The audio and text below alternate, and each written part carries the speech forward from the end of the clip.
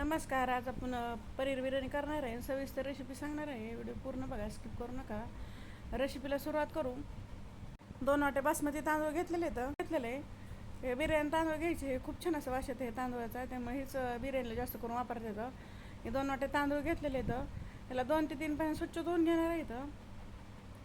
2 ते 3 पाणी स्वच्छ धुवून घ्यायचं. मग तांदूळ भिजत ठेवणार आहेत आपण 15 ते 20 मिनिटासाठी ठेवायचं, किंवा अर्धा तास ठेवलं तरी चालते. मग हे तांदूळ आता भिजत ठेवणार आहेत. हे तांदूळ भरपूर असं पाणी टाकून भिजत ठेवलं की 20 मिनिटानंतर चांगले तांदूळ फुललेले येतात. त्याला आपण शिजाय टाकणार आहे. त्याला पूर्ण पाणी काढून घ्यायचं.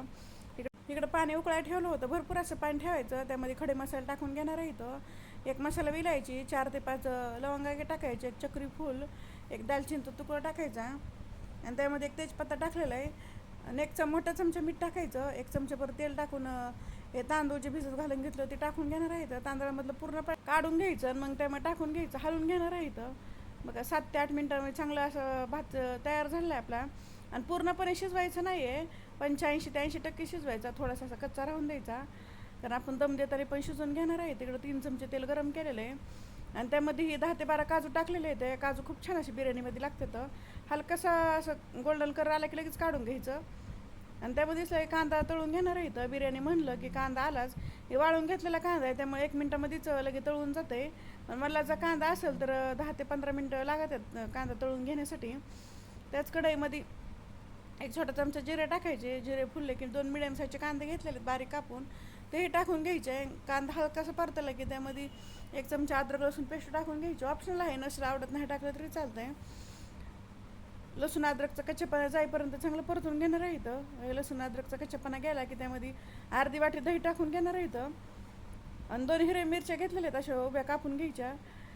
1 चमचा बेडगी मिरची पावडर, 1 चमचा धनिया पावडर, 10 ते 12 पुदिन्याची पानं टाकायचे, ते हाताने सोडून टाकायचं. आणि कोथिंबीर टाकून हे सगळं चांगलं मिक्स करून घेणार आहे. गॅस लो ते मिडियम ठेवला आहे. लो ते मिडियम गॅसवर चांगलं परतून घ्यायचं दही टाकल्यावर.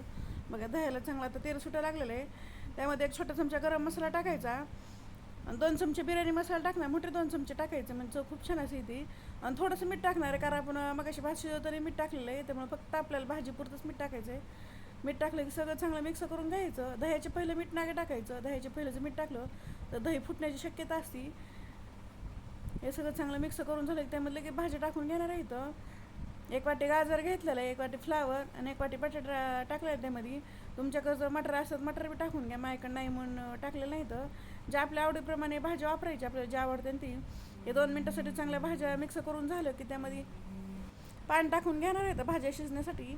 जे भातातलं पाणी निघलं तेच टाकून घेतलेलं आहे मी. 5 मिनटासाठी बारीक गॅसवर झाकून ठेवायचं. भाजीला चांगलं तेल सुटलेलं आहे, आणि भाज्या पण आता चांगल्या वापरल्या आहेत. पूर्णपणे भाज्या पण वापरायच्या नाही, थोड्याशा हलक्याशा कच्च्या ठेवायच्या, म्हणजे 85 ते 90% भाजी शिजून झालेली आहेत. त्यामध्ये पनीर टाकून घेणार आहे. 200 ग्राम पनीर घेतलेलं आहे. पनीर शेवट टाकायचं. भाज्यांसोबत जर टाकलं तर जास्त ओव्हरकुक होतं आहे, आणि चिवी पण होतं. त्यामुळं पनीर असं शेवटला टाकूनच हलकंसं मिक्स करायचं फक्त 1 मिनटासाठी भाज्यांसोबत. हे सगळं चांगलं मिक्स झालं की आता शिजवून घेतलेला भात तेही टाकून घ्यायचा. त्यातलं पूर्णपणे पाडून घेतलेलं आहे चाळणीवर ठेवून, आणि त्यावरती कलर टाकणार आहे. तुमच्याकडं जर केसर असलं तर केसर दुधामध्ये भिजून ते टाकून घेतलं तरी चालतं आहे, पण माझ्याकडं नाही म्हणून मी खायचा कलर थोडंसं पाण्यामध्ये मिक्स करून ते टाकून घेतलेलं आहे. त्यावरती तळून घेतलेला कांदा तेही टाकून घ्यायचा. पुदिना टाकून घेतलं. पुदिन्याचे पानं अशा हाताने तोडून टाकायचे, चाकूने नाही चिरायचे त्याला. आणि त्यावरून चिरलेली कोथिंबीर टाकून घ्यायची. या पद्धतीने की छान असं बिर्याणी दिसायला लागलेली. आणि त्यावरून 2 चमचे तूप टाकून घेणार आहे. तूप टाकल्यामुळे खूप छान असं स्वाद येतं बिर्याणीचा. सगळं एकूण टाकून घ्यायचं एकसारखं. हे सगळं एकूण टाकून झालं की ते आपण जे काजू तळून घेतले तेही टाकून घ्यायचे त्यावरनं. हे आता सगळं टाकून झालेलं आहे. त्यावर थोडंसं पाणी टाकायचं. भातातच पाणी निघलं आहे ते टाकून घेणार आहे. साईडनं मधून पण टाकून घ्यायचं, म्हणजे भात बुडाला चिटकतही नाही.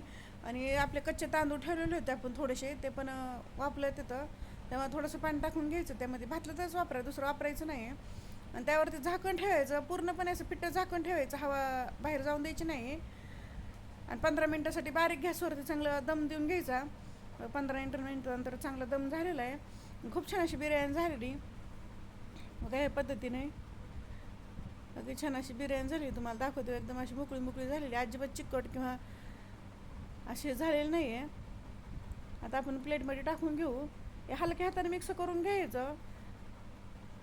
त्यावरून थोडीशी कोथिंबीर टाकून घ्यायची, बघा झटकीपट अशी बिर्याणी तयार झाली. आणि कुणी करू शकाल इतके सोपे पद्धत होते, चवीला तर भन्नाट अशी होती. यासोबत कोशिंबीर किंवा भाजीची काही गरज लागत नाही, अशीच चवीला खूप छान अशी लागते.